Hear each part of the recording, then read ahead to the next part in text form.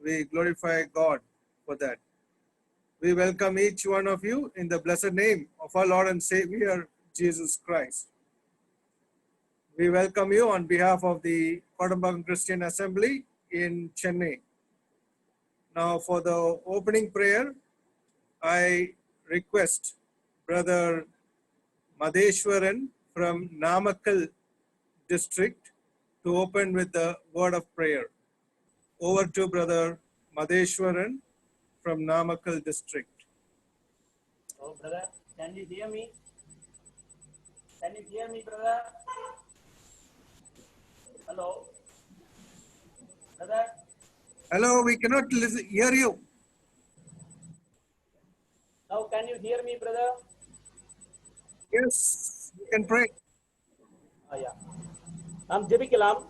கிருபையால் எங்களை நேசிக்கும் அன்பின் பரலோக பிதாவே ஸ்துதிக்கிறோம். மாறாத மகத்துவம் உள்ள தேவனாகிய கர்த்தாவே ஸ்தோத்தரிக்கிறோம். தகப்பனே கர்த்தாவே, இதோ தம்முடைய கிருபையினாலே தகப்பனே இப்படியாக கர்த்தாவே ஒவ்வொரு தினமும் வேத வாக்கியங்களை தேவரீர் எங்களுடைய கர்த்தாவே நாங்கள் இருக்கும் இல்லங்களுக்கே கர்த்தருடைய ஆவியானவர் தாமே கர்த்தாவே எங்களோடு கூட வந்து கர்த்தாவே இடைப்பட்டு தகப்பனே உங்களுடைய தாசர்களை கொண்டு அனுதினமும் கர்த்தாவே நீர் எங்களை வழிநடத்தி வருகிறதற்காக ஸ்தோத்தரிக்கிறோம். தகப்பனே கர்த்தாவே, ஆம் ராஜா, இதோ இப்பேற்பட்ட தடை காலத்திலே தேவரீர் நீர் எங்கள் மீது இரக்கம் பாராட்டி இப்படியாக அநேக விதமான ஜூம் மீட்டிங்கள், கான்பரன்ஸ் கால்கள் என்று கர்த்தாவே அநேக நிலைமையிலே கர்த்தாவே நீர்தாமே அப்பா எங்களோடு கூட அனுதினமும் இடைப்பட்டு வருகிறதற்காக ஸ்தோத்தரிக்கிறோம். தகப்பனை கர்த்தாவே, இதோ கர்த்தாவே நாங்கள் வாக்கியம் பெற்ற ஜனங்களாக தகப்பனை கர்த்தாவே இதோ இப்ப வேத வாக்கியங்களை கேட்கும்படிக்கு உம்முடைய தாசர்களை நீர் பலப்படுத்தி வருகிறதற்காக ஸ்தோத்தரிக்கிறோம். தகப்பனே, ஆம் ராஜா, இதோ இப்பொழுதுமாக சகோதரர் கர்த்தாவே ஜோன்ஸ் செரியன் மூலமாக தேவரீர் கர்த்தாவே கடந்த நாள் முதல் தேவரீர் நீர் எங்களுக்கு பாராட்டின இரக்கத்திற்காக ஸ்தோத்தரிக்கிறோம். ஆம் ராஜா, சீசத்துவத்தை குறித்து தகப்பனை கர்த்தாவே அவர்தாமே அப்பா இப்படியாக அப்பா வேத வாக்கியங்களை எங்களுக்கு கற்றுத் தருகிறதற்காக ஸ்தோத்தரிக்கிறோம். தகப்பனை கர்த்தாவே சகோதரனை பலப்படுத்துங்க. இந்த மீட்டிங் ஆரம்பம் முதல் முடிவு வரை உம்முடைய பிரசனமும் ஆளுகையும் இருக்க வேண்டுமாய் கெஞ்சி மன்றாடுகிறோம். தகப்பனை கர்த்தாவே, பாடுகிற பாடல்கள் தகப்பனை அதே போல கர்த்தாவே ஏறெடுக்கக்கூடிய ஜெப விண்ணப்பங்கள் சகோதரருடைய கர்த்தாவே இந்த செய்தி சகலமும் தகப்பனை உம்முடைய நாம மகிமைக்கு ஏதுவாகும் உம்முடைய கிருபையின் சமூகத்திலே பிரீத்தியாகவும் இருக்க வேண்டுமாய் கெஞ்சி மன்றாடுகிறோம். தகப்பனை கர்த்தாவே, ஆம் ராஜா, நீரே இரக்கம் பாராட்டுங்க. இந்த இணைப்பிலே இணைந்திருக்கக்கூடிய ஒவ்வொருவரும் கிருபையின் ஆசீர்வாதங்களை பெற்றுக்கொள்ளத்தக்கதாக இரக்கம் பாராட்டுங்க ராஜா. இதோ கர்த்தாவே நீரே பொறுப்பெடுத்துக் கொள்ளுங்க. உம்முடைய நாமத்தை கர்த்தாவே நீரே மகிமைப்படுத்திக் கொள்ள வேண்டுமாய் கெஞ்சி மன்றாடுகிறோம். தகப்பனே, எல்லாவற்றையும் எங்கள் கர்த்தரும் மீட்பரும் இரட்சகருமாகிய இயேசு கிறிஸ்துவின் வல்ல திருநாமத்தினாலே ஸ்தோத்திரத்தோடு கூடிய ஜெபத்தை ஏறெடுக்கிறோம். ஜீவனுள்ள பரலோக பிதாவே.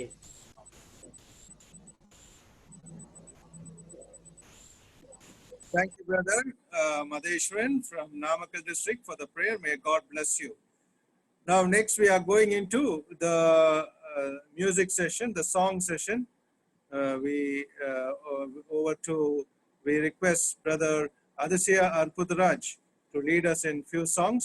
Over to Brother Adisya Arpudraj.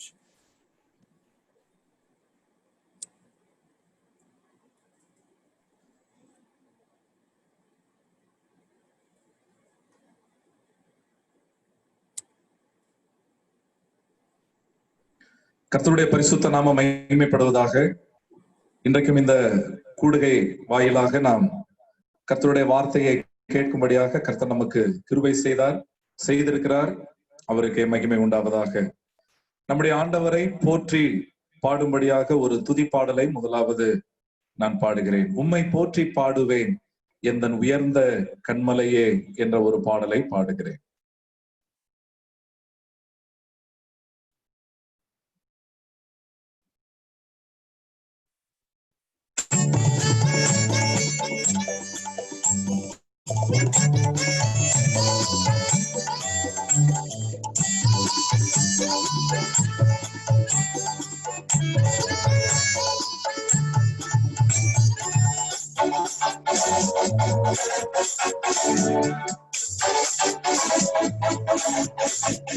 உம்மை போற்றி பாடுவே எங்கள் உயர்ந்த கண்மலையே, உம்மை போற்றி பாடுவே எங்கள் உயர்ந்த கண்மலையே.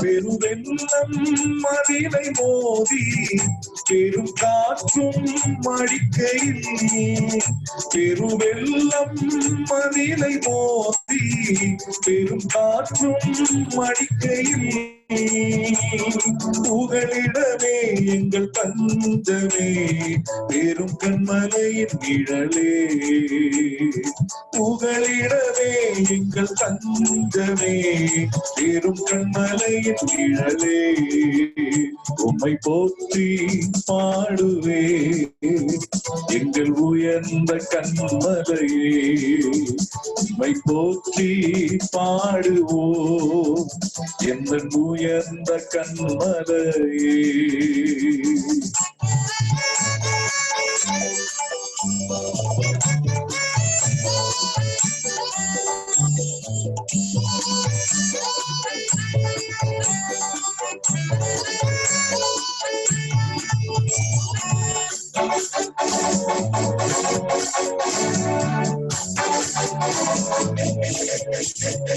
செங்கடலும் பிளந்து போகும் யுத்த சேனையும் அழிந்திடும், செங்கடலும் பிளந்து போகும் யுத்த சேனையும் அழிந்திடும், புகழிடமே எங்கள் தஞ்சமே ஜெயமெடுப்போம் உம்மாலே, பராக்கிரமமே எங்கள் வேலனுக்கீரே ஜெயமெடுப்போம் உம்மாலே, உம்மை போற்றி பாடுவோம் எங்கள் உயர்ந்த கண்மலையே, உம்மை போற்றி பாடுவோம் எங்கள் உயர்ந்த கண்மலையே.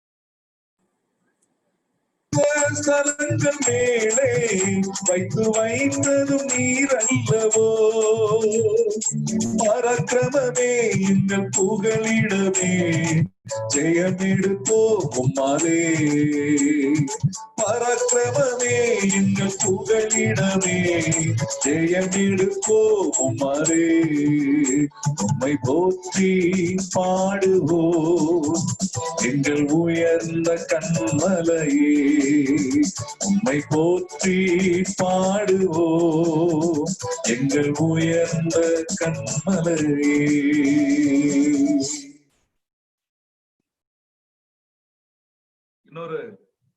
இன்னொரு பாடலை கூட பாடுகிறேன். நம்முடைய வாழ்க்கையிலே தனிமையின் பாதையிலே நடந்து வந்த அனுபவங்கள் உண்டு. நம்மை தாங்கி நடத்தி வந்திருக்கிற நம்முடைய ஆண்டவர் நம்மோடு கூட இப்பொழுதும் உண்டு. அந்த அர்த்தமுள்ள ஒரு பாடலை இப்பொழுது பாடுகிறேன். தனிமையின் பாதையில் என்ற ஒரு பாடல். தகப்பனே உம் தோளில் சுமந்ததை நான் மறப்பேனோ என்ற ஒரு அர்த்தமுள்ள ஒரு பாடலை பாடுகிறேன்.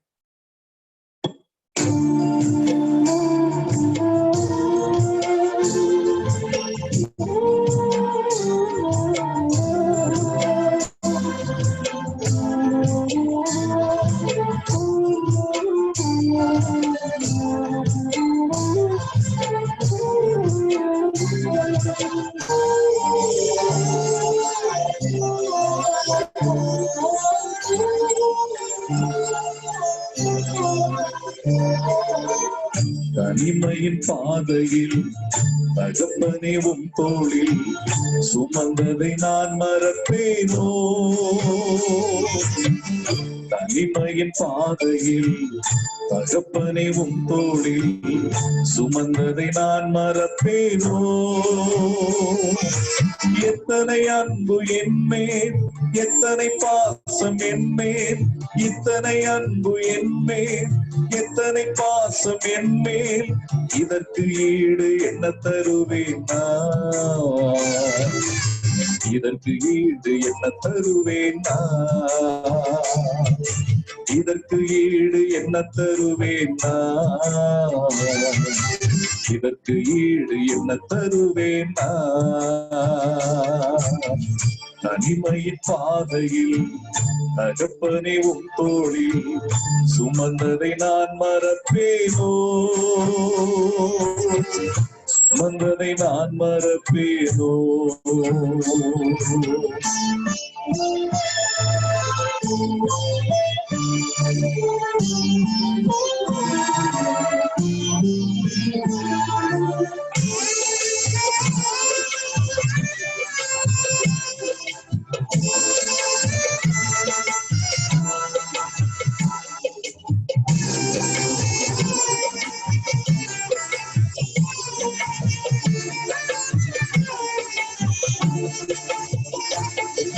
சோர்ந்து போகும் நேரங்களெல்லாம் மார்போடு அணைத்துக் கொண்டீரே. நான் சோர்ந்து போகும் நேரங்களெல்லாம் மார்போடு அணைத்துக் கொண்டீரே. கண்ணீரை கணக்கில் வைத்தீரே, ஆறுதல் எனக்கு தந்தீரே. கண்ணீரை கணக்கில் வைத்தீரே, ஆறுதல் எனக்கு தந்தீரே. எத்தனை அன்பு என்மேல், எத்தனை பாசம் என்மேல், எத்தனை அன்பு என்மேல், எத்தனை பாசம் என்மேல், இதற்கு ஈடு என்ன தருவேன் நான்? இதற்கு ஈடு என்ன தருவேன் நான்? இதற்கு ஈடு என்ன தருவேன் நான்? இதற்கு ஈடு என்ன தருவேன் நான்? தனிமையின் பாதையில் தகப்பனே உம் தோளில் சுமந்ததை நான் மறப்பேனோ? சுமந்ததை நான் மறப்பேனோ?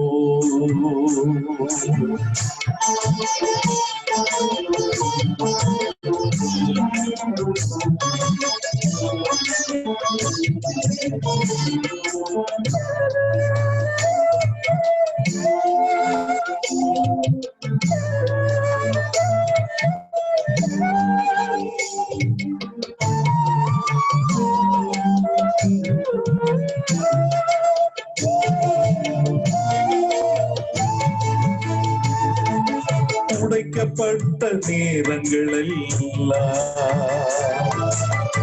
அடைக்கலம் எனக்கு தந்தீரே. நான் உடைக்கப்பட்ட நேரங்களெல்லாம் அடைக்கலம் எனக்கு தந்தீரே. தடுமாறும் வேளையிலெல்லாம் தகப்பன் போல சுமந்து சென்றீரே. தடுமாறும் வேளையிலெல்லாம் தகப்பன் போல சுமந்து சென்றீரே. எத்தனை அன்பு என்மேல், எத்தனை பாசம் என்மேல், எத்தனை அன்பு என்மேல், எத்தனை பாசம் என்மேல், இதற்கு ஈடு என்ன தருவேன் நான்? இதற்கு ஈடு என்ன தருவேன் நான்? இதற்கு ஈடு என்ன தருவேன் நான்? இதற்கு ஈடு என்ன தருவேன் நான்? தனிமையின் பாதையில் கப்பனை உம் தோளில் சுமந்ததை நான் மறப்பேனோ? சுமந்ததை நான் மறப்பேனோ?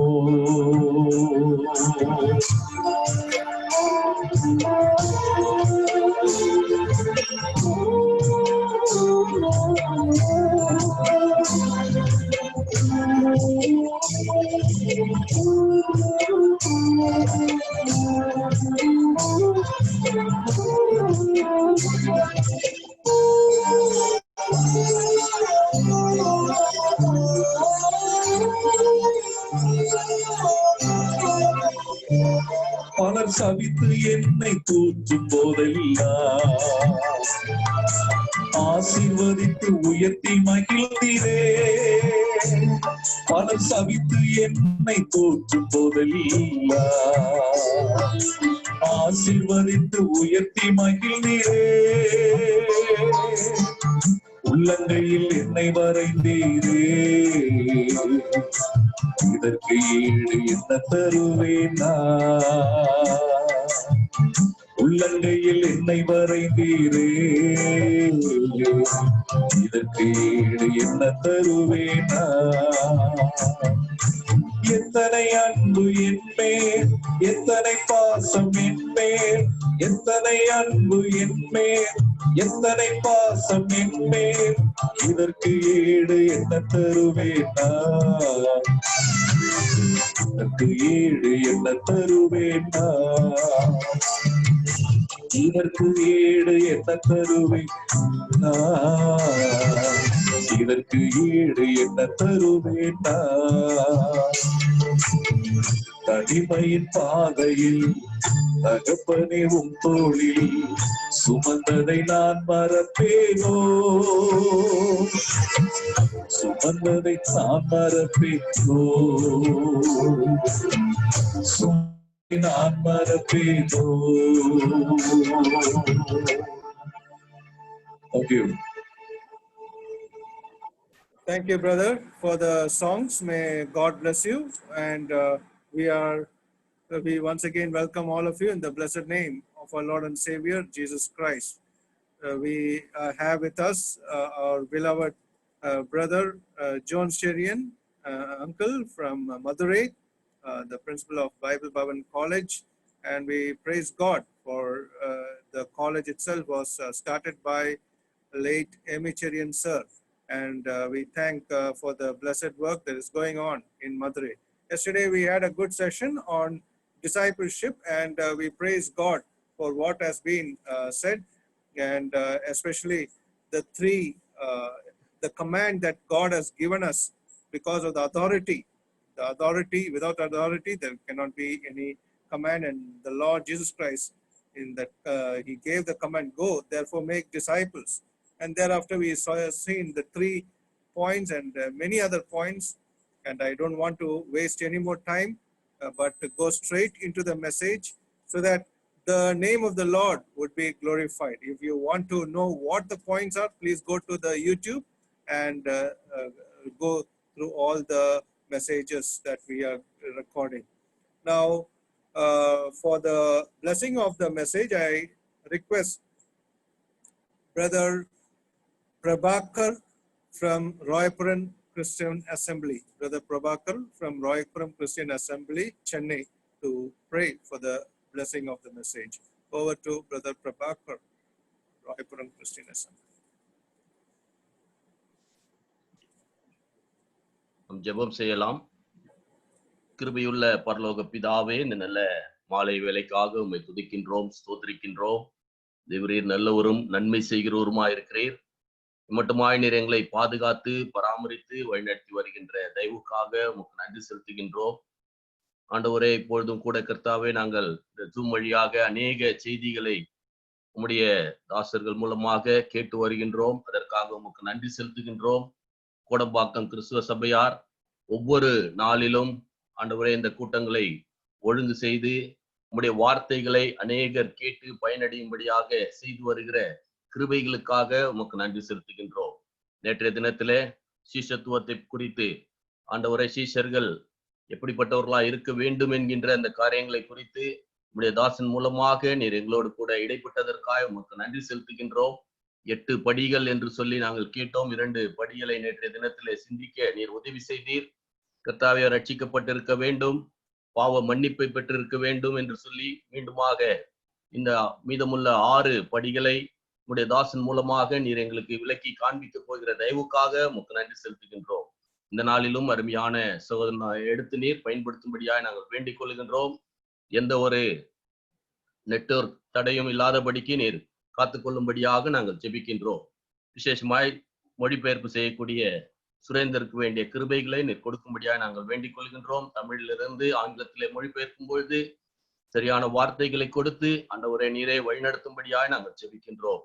இந்த நேரத்தை எங்களுக்கு ஆசீர்வதித்து தாரும். இந்த வார்த்தையின் மூலமாக ஆண்டவரே நாங்கள் ஒவ்வொருவரும் இந்த விசுவாச வாழ்க்கையில இன்னுமாக ஸ்திரப்பட உமக்கு சீஷர்களாக ஆண்டவரே நாங்கள் என்ன எப்படியாக நடந்து கொள்ள வேண்டும் என்பதை கற்றுக்கொண்டு அதன்படி வாழ்ந்து உடைய நாமத்தை மகிமைப்படுத்த நீர் உதவி செய்தரலும். உடைய கரத்துல இந்த வேலையை ஒப்புக் கொடுக்கின்றோம். நீரே எங்களுக்கு ஆசீர்வதித்து கொடுத்தரலும். கர்த்தராகிய இயேசு கிறிஸ்துவின் விலையேற பெற்ற பரிசுத்த நாமத்திலே ஸ்தோத்திரத்தோடு வேண்டிக் கொள்கிறோம் ஜீவன் உள்ள நல்ல பிதாவே. ஆமென். Thank you, Brother Prabhakar from Raipuram Christian Assembly for the opening, for the blessing prayer. And we now go straight into the message with Brother John Syrian, ready to give the message. And the translation will be done by Brother Surendran from Raipuram Christian Assembly, from Tamil to English. Let us go into the message. Over to the message. சீஷத்துவம் என்கிற தலைப்பின் கீழாக இரண்டாவது நாளிலும் இந்த Bible study எடுக்கும்படியாக கர்த்தர் அடியனுக்கு கொடுத்த இந்த நல்ல சந்தர்ப்பத்திற்காக முதலாவது ஆண்டவருக்கு துதி ஸ்தோத்திரங்களை ஏறெடுக்கிறேன். I thank God for this wonderful opportunity God has given me even in the second day to continue the studies on discipleship. தொடர்ந்து இந்த ஜூம் காணொளியில் கடந்து வந்திருக்கிற அருமையான சகோதர சகோதரிகளுக்கும் என்னுடைய நன்றியை ஏறெடுக்கிறேன். I also convey my thanks to everyone who has joined this meeting via Zoom. தொடர்ந்து இரண்டாவது நாளாக நாம் சீஷத்துவம் தலைப்பின் கீழாக நாம் சிந்திக்க இருக்கிறோம். Continuously in the second day as well, we are going to consider the topic of discipleship. இந்த நாள் முன்பதாக நாளைக்கு ஜூமிலே தமிழ்நாடு ஊழியர்கள் மூப்பர்கள் அவர்களுடைய சாட்சியும் ஜெபமும் காலையில் 10:30 12:30 வரையாக கேட்க இருக்கிறோம். Before I get into the message, I want to point out to you that tomorrow we have a special Zoom meeting for the elders and the evangelists of Tamil Nadu from 10:30 a.m. to 12:30 p.m. அந்த link அனுப்பி இருக்கிறோம். கிடைக்காதவர்கள் தொடர்பு கொள்ளுங்கள். அந்த link உங்களுக்கு அனுப்பப்படும். சகோதரர் Joseph Rajan அவர்கள் செய்தி கொடுத்து தொடர்ந்து ஊழியர்கள் மற்றும் மூப்பர்களுடைய சாட்சியும் ஜெப குறிப்பும் நாம் கேட்டு அவர்களுக்காக ஜெபிக்க ஏதுவாக நாளைக்கு நடக்கிற அந்த கூட்டத்திலும் பங்கெடுக்கும்படி கேட்டுக்கொள்கிறோம். We have sent that particular link to you already. Brother Joseph Rajan will be sharing God's word from, tomorrow. And followed by that, the elders and the evangelists will also be sharing their testimonies. So we humbly request all of you to participate in that meeting as well. தொடர்ந்து அடுத்த நாள் வியாழக்கிழமை வாலிபர்களுக்கான நிகழ்ச்சியும் நாங்கள் அதே லிங்க்லே நடத்த இருக்கிறோம். தொடர்ந்து அந்த நிகழ்ச்சியிலும் நீங்கள் கடந்து வந்து நீங்கள் நிகழ்ச்சியில் பங்கெடுக்கும்படி கேட்டுக்கொள்கிறோம். Followed by that, on Thursday, we have a special program for the youth, and we have shared that link as well. So we request you humbly to participate in that meeting also. தொடர்ந்து நாம் சிஷ்டத்தின் தலைப்பிலே நாம் நேற்று முதல் வகுப்பாக சிந்தித்தோம். Yesterday, under the topic of discipleship, we had the first session. நாம் இந்த வகுப்பிலே சிந்திக்கக்கூடிய பாடங்கள் ஏதோ நம்முடைய அறிவுபூர்வமாக உள்ள காரியத்திற்காக அல்ல. Everything that we are studying in this class is not just for our intellectual knowledge. நாம் அறிந்து அதன்படி நடப்பதற்கு ஏதுவாக நம்முடைய கிறிஸ்தவ வாழ்க்கையிலே நாம் கடைபிடிக்க வேண்டிய சத்தியங்களை தான் நாம் நேற்று கற்றுக்கொண்டோம். We need to know these truths and then we have to follow this practically in our Christian life. So that is what we learned yesterday. ஏனென்றால் சீஷத்துவம் என்கிற தலைப்பின் கீழாக 2 பிரிவாக நேற்று சிந்தித்தோம். We considered this topic discipleship into 2 parts yesterday. நாம் எப்படி சீஷராக இருப்பது, மற்றவர்களை எப்படி சீஷராக மாற்றுவது என்பதை குறித்து நடைமுறை சத்தியங்களை தான் நாம் கற்றுக்கொண்டு வருகிறோம். And first of all, we considered how we can be good disciples, and followed by that, we considered how we can make disciples. அதற்கு ஏதுவாக நேற்று ஆண்டவர் கொடுத்த அந்த மாபெரும் கட்டளையை தான் மத்தேயு 28ஆம் அதிகாரத்தினுடைய கடைசி வசனங்களிலே நாம் சிந்தித்தோம். In relation to that, we considered the great commission given by our Lord Jesus Christ in the last verses of Matthew's Gospel. அந்த கட்டளை மாபெரும் கட்டளை என்று அறியப்படுகிறது. We call this commandment as the Great Commission. ஏனென்றால் நமது ஆண்டவர் கடைசியாக கொடுத்து போன கட்டளையாக அந்த கட்டளை காணப்படுகிறது. Because that is the last commandment that has been given by our Lord Jesus Christ. அந்த கட்டளை கொடுத்த ஒரு பாடு நமது ஆண்டவர் பரமேறி செல்வதை குறித்து நாம் அறிந்து கொள்கிறோம். After giving that particular commandment, we see the ascension of Lord Jesus Christ. அந்த கட்டளை கொடுத்தது யாருக்கு கொடுத்தது என்பதை நேற்று நாம் சிந்தித்தோம். Yesterday we considered to whom that particular commandment was given. வெறும் 11 சீஷர்களுக்கு கொடுத்த கட்டளை என்பதை நாம் அறிகிறோம். It was given only to the 11 disciples. ஆகவே 11 சீஷர்கள் அந்த கட்டளையை பெற்றுக்கொண்டு அமிதமாக கட்டளைக்கு கீழ்ப்படிந்தவர்களாக காணப்படுகிறார்கள். Those 11 disciples, they received that commandment from the Lord and they obeyed that particular commandment. அருமையானவர்களே, அந்த 11 பேரும் சீஷர்களாக இருந்தார்கள். சீஷர்களுக்கு தான் மற்றவர்களை சீஷர்களாக மாற்ற வேண்டும் என்கிற கட்டளை கொடுக்கப்படுகிறது. So my beloved, we need to understand that all those 11 people were already disciples of Lord Jesus Christ. So only a disciple can make another disciple. ஆகவே தான் நாம் எப்படி சீஷராக இருப்பது, மற்றவர்களை எப்படி சீஷராக மாற்றுவது என்பதை குறித்து தான் நாம் இந்த நாட்களிலே சிந்தித்துக் கொண்டிருக்கிறோம்.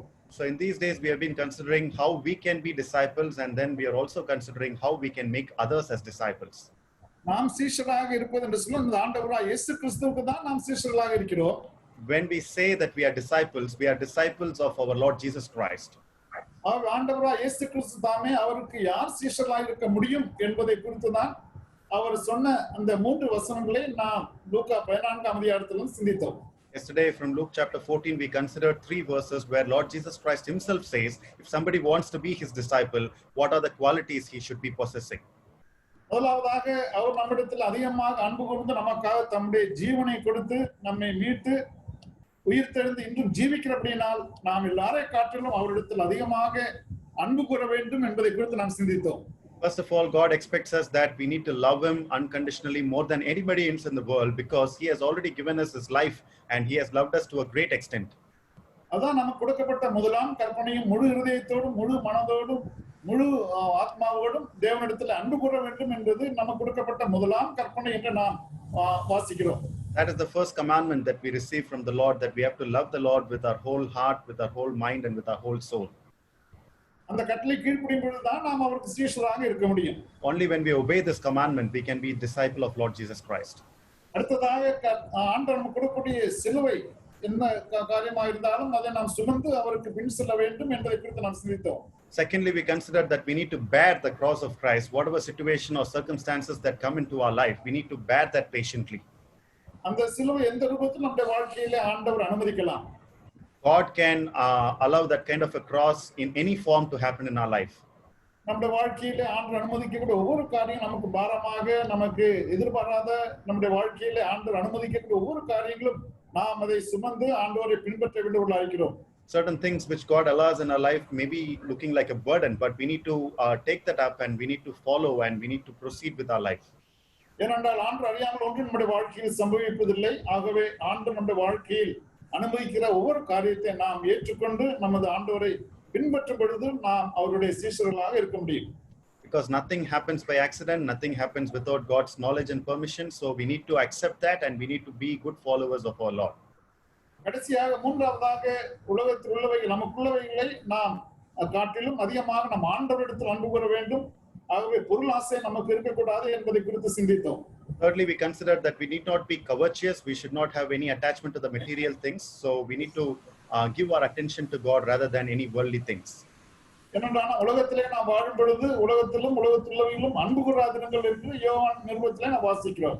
In John's epistle, we clearly read that we should not be loving the world and the things of the world. ஏனென்றால் நமக்கு உலகம் நம்மை கவர்ச்சிக்கூடியதா இருக்கிறது. ஆகவே நாம் உலகத்திற்கு பின்னதாக உலகத்தில் உள்ள பொருளின் மேல் ஆசைப்பட்டு ஆண்டவர் மேல் உள்ள அன்பு நம்மிலே குறையக்கூடாது. Because the world is very attractive today, so we should not get our attention towards world and we should not lose the love towards our Lord. அப்படி இருந்தால் தான் நாம் அவருடைய சீஷர்களாக இருக்க முடியும் என்று நமது ஆண்டவர் சொன்னதை நேற்று சிந்தித்தோம். Only when we live in that particular situation, in that manner, we can be good disciples of our Lord. தொடர்ந்து அப்போஸ்தலனாகிய பவுலும் அப்போஸ்தலனாகிய பேதுரும் சீஷர்கள் எப்படி இருக்க வேண்டும் என்பதை குறித்து வேலைக்காரரே என்று சொன்ன வசனங்களையும் நாம் நேற்று சிந்தித்தோம். Followed by that, we also considered what Apostle Paul and Peter told about discipleship. வேலைக்காரர் என்று சொல்லும்போது சீஷர்களை குறித்து தான் அவர்கள் சொல்லுகிறார்கள் என்பதை நாம் ஏற்றுக்கொண்டவர்களாக, சீஷர்கள் கீழ்ப்படியக்கூடியவர்களாக இருக்க வேண்டும் என்பதை நாம் சிந்தித்தோம். So we considered that they mentioned that a good disciple needs to be a good servant, which means the disciple should be an obedient person. எபேசியர் 6ஆம் அதிகாரத்திலும் கொலோசியர் 3ஆம் அதிகாரத்திலும் தெளிவாக அப்போஸ்தலனாகிய பவுல் நாம் எப்படிப்பட்டவர்களாக காணப்பட வேண்டும் என்பதை குறித்து பவுல் சொன்னதை குறித்து நாம் சுருக்கமாக சிந்தித்தோம். Paul clearly mentions in Colossians chapter 3 and Ephesians chapter 6 how a disciple is supposed to be. தொடர்ந்து அப்போஸ்தலனாகிய பேதுரு 1 பேதுரு 2ஆம் அதிகாரம் கடைசி வசனங்களிலும் வேலைக்காரர் என்று சொல்லி சீஷர்கள் எப்படி இருக்க வேண்டும் என்பதை குறித்து கூட அங்கு சொன்னதை நாம் நேற்று பார்த்தோம். Followed by that, even Apostle Peter says in 1 Peter chapter 2, the final verses, that a good disciple should be a servant and he needs to be obedient. அங்கு நமது ஆண்டவராய் இயேசு கிறிஸ்துவை மாதிரியாக எடுத்துக்காட்டாக வைத்து அவருடைய அடிச்சுவடுகளை நாம் பின்பற்ற வேண்டும் என்றும் பேதுரு சொன்னதை நாம் அந்த பகுதியில காண முடியும். Peter also takes the example of our Lord Jesus Christ, and then he says that we need to follow his footsteps. ஆண்டவர் விதமாக நமக்கு ஒரு மாதிரியை வைத்து போயிருக்கிறார் என்பதை நாம் அறிந்து அந்த மாதிரியை நாம் பின்பற்ற வேண்டியவர்களாக இருக்கிறோம். God has kept us a great example, and we need to follow the footsteps of our Lord Jesus Christ. அருமையானவர்களே, நாம் அவிதமாக சீஷர்களாக இருப்பதற்கு ஆண்டவர் சொன்ன அந்த 3 காரியங்களும் பவுலும் பேதுரும் சொன்ன காரியங்களும் மனதில் கொண்டவர்களாக நாம் சீஷர்களாக இருக்க வேண்டியவர்களாக காணப்படுகிறோம். So my beloved, if you want to be a good disciple, we need to keep in mind that 3 commandments that has been given by our Lord, and we also need to consider the commandment that has been given by Apostle Paul and Peter. தொடர்ந்து நாம் சீஷர்களாக இருப்பதற்கும் மற்றவர்களை சீஷர்களாக மாற்றுவதற்கும் 8 படிகள் உண்டு என்பதை குறித்து நேற்று உங்களோட பகிர்ந்து கொண்டேன். Followed by that, I also mentioned that there are 8 steps in being a good disciple. படிகள் என்று சொல்லும் பொழுது ஒவ்வொரு படிகளும் மேல் நோக்கி போகக்கூடியதாக காணப்படுகிறது என்பதை நாம் அறிகிறோம். And when we call it as steps, we understand that every step is taking us upwards. ஆகவே அந்த படிகள் நம்மை மேலான அனுபவத்திற்குள்ளாக சீஷன் என்கிற நிலைமையிலே நம்மை கொண்டு போகக்கூடியதாக இருக்கிறது. All those steps will take us to a greater extent in terms of discipleship. ஆகவே ஆண்டவர் சொல்லியிருக்கிறார், நாம் மேலானவர்கள் நாட வேண்டும், கீழானவர்கள் அல்ல என்கிற வசனம் நமக்கு கொலோசியர் 3ஆம் அதிகாரம் 1ஆம் வசனத்திலே நாம் பார்க்கிறோம். Colossians chapter 3 verse 1, we read that we need to seek the things above. This is an important commandment given by our Lord. ஆகவே சீஷர்கள் மேலானவர்களாக இருப்பதற்கு ஏதுவாகத்தான் இந்த 8 படிகளை நாம் பின்பற்ற வேண்டியவர்களாக இருக்கிறோம். So the disciples need to have an upward approach, and we need to follow the 8 steps for that. அதற்கு ஏதுவாக நேற்று முதல் 2 படிகளை நாம் பார்த்தோம். In relation to that, we considered the first 2 steps yesterday. முதலாவது படியாக நமது ஆண்டவராய் இயேசு கிறிஸ்துவை ஏற்றுக்கொண்ட அனுபவம் இருந்தால்தான் நாம் அவருடைய பிள்ளைகளாக மாற முடியும் என்பதை நாம் பார்த்தோம். First of all, we considered that we need to accept our Lord Jesus Christ to be his children. யோவான் 1:12 வாசிக்கிறோமாக நாம் அவரை ஏற்றுக்கொள்ளும் பொழுது அவருடைய பிள்ளைகளாக மாறுகிறோம். பிள்ளைகளாக மாற்றப்பட்ட நாம் தொடர்ந்து சீஷர்களாக மாற வேண்டியவர்களாக காணப்படுகிறோம். In John chapter 1 verse 12, we read that when we accept him, we become his children, and followed by that, we also go on to proceed to become his disciple. அவரை ஏற்றுக்கொள்வது என்று சொல்வது நம்முடைய வாழ்க்கையிலே இயேசு கிறிஸ்து தனிப்பட்ட முறையிலே அவரை ஆண்டவராகவும் இரட்சகராகவும் நம்முடைய வாழ்க்கைக்குள் ஏற்றுக்கொள்ளும் பொழுது அவர் உள்ளே வருகிறார். அப்பொழுது சுயம் கீழே தள்ளப்பட்டு நிலைமையிலே ஆண்டவருடைய ஆளுகைக்குள்ளாக நாம் காணப்படுகிறோம். When we say that we need to accept Lord Jesus Christ, we need to accept him as our Savior and also as our Lord. When that happens, our self is thrown away from the throne of our heart, and God is taking control over our life. அப்பொழுதுதான் நம்முடைய வாழ்க்கை ஒழுங்காக நம்முடைய வாழ்க்கை ஆண்டவர் சித்தத்தை நிறைவேற்றும் நிலைமையிலே நாம் அவருடைய பிள்ளைகளாக இந்த உலகத்தில் அவருக்கு சாட்சிகளாக ஜீவிப்பதற்கு ஏதுவாக இருக்கும். That is when our life will become a much orderly life, and then we will be his children, and we will be good witnesses to our Lord Jesus Christ in the world. அவன் நாம் நமது ஆண்டவர் முதலாவது ஏற்றுக்கொண்ட அனுபவம் எவ்வளவு முக்கியம் என்பதை அது முதல் படியாக நாம் சிந்தித்தோம். So first of all, as the first step, we considered that accepting our Lord Jesus Christ is very important and significant in our life. தொடர்ந்து அவரை ஏற்றுக்கொண்டு அவருடைய பிள்ளைகளாக இருக்கும் பொழுது நம்முடைய வாழ்க்கையிலே பாவம் பிரவேசிக்கும், அந்த பாவத்தை என்ன செய்ய வேண்டும், அறிக்கை செய்ய வேண்டும் என்று நாம் சிந்தித்தோம். Followed by that, we also considered when we become his children and when we live our Christian life, there are chances that sin might enter into our life. அப்படியாக பாவ மன்னிப்பு நிச்சயம் உள்ளவர்களாக நம்ம வாழ்க்கையில பாவம் பிரவேசிக்கும், பாவத்திலே நாம் வாழ முடியாது. So when sin enters into our life, we need to confess and we need to get the forgiveness of sins. We cannot continue to live our life with sins in our life. அப்படி பாவத்திலே வாழக்கூடியவர்களாக இருந்தால் அவர்கள் உண்மையிலே ஆண்டவரை ஏற்றுக்கொண்டவர்கள் என்று நாம் சொல்ல முடியாது. If somebody is continuing to live a sinful life, then we cannot tell that that particular person is a believer itself in the first place. அதற்கு உதாரணமாக ஒரு ஆட்டுக்குட்டி சாக்கடையில விடும்பொழுது எவ்விதமாக அது சாக்கடையில் வெளியே வர விரும்புகிறதோ அவ்விதமாக உண்மையாக ஆண்டவரை ஏற்றுக்கொண்டவர்கள் பாவத்திலே பாவ சிந்தையோ பாவ செயலோ வாழ்க்கையில காணப்படும் பொழுது அதை அறிக்கை செய்து விட்டுவிட்டவர்களாக பரிசுத்தத்துக்கு தங்களை ஒப்புக் கொடுத்தவர்களாக காணப்படுவார்கள்.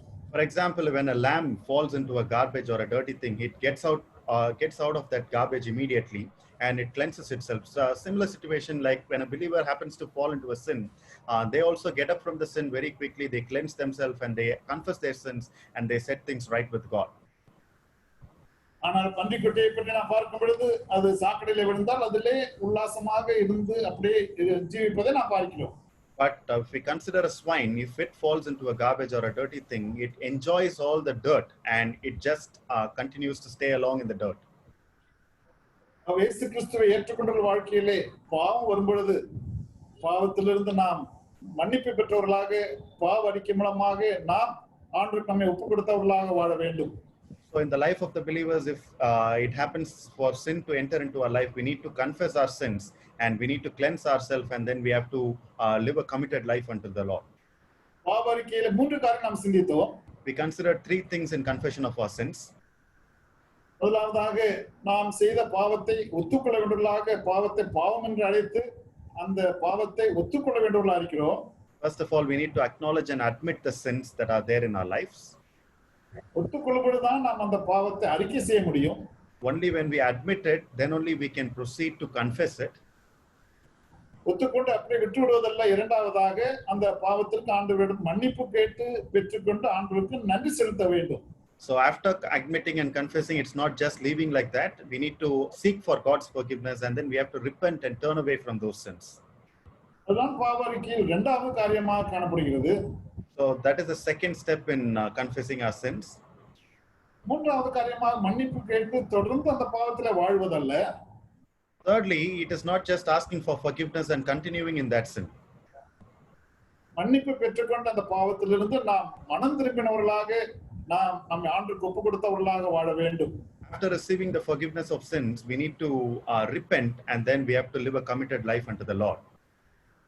இந்த மூன்று காரியங்கள் இருந்தால் தான் பாவ அறிக்கை பூரணமாகும் என்பதை நாம் அறிந்து கொள்ள வேண்டும். So when all these three things are there, that is where the confession of sins becomes complete. அவை நம்முடைய வாழ்க்கையிலே அறிக்கை செய்யக்கூடாத ஒரு பாவம் இருக்கக்கூடாது. பாவங்கள் எல்லாம் அறிக்கை செய்து விட்டுவிட்டவர்களாக பரிசுத்தமான வாழ்க்கை வாழ வேண்டியவர்களாக இருக்கிறோம் என்பதை நாம் அறிந்து கொள்கிறோம். So there should not be even one unconfessed sin in our life. We should confess all the sins and we need to live a holy life unto the Lord. தொடர்ந்து இன்றைக்கு 3, 4, 5 படிகளை நாம் சிந்திக்க போகிறோம். Today we are going to proceed to consider the third, fourth and fifth steps of discipleship.